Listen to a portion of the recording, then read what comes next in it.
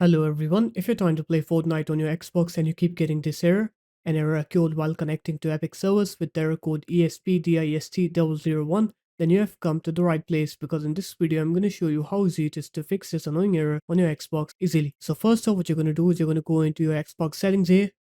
and then what you're going to do is you're going to go into general, and then you're going to go into network settings, and then you're going to go into advanced settings here. And once you're in advanced, you're going to go into DNS settings, and then in DNS you're going to go into manual here, and then here you're going to put this primary IP for DNS 1.1.1.1, and then in the secondary you're going to put 1.0.0.1,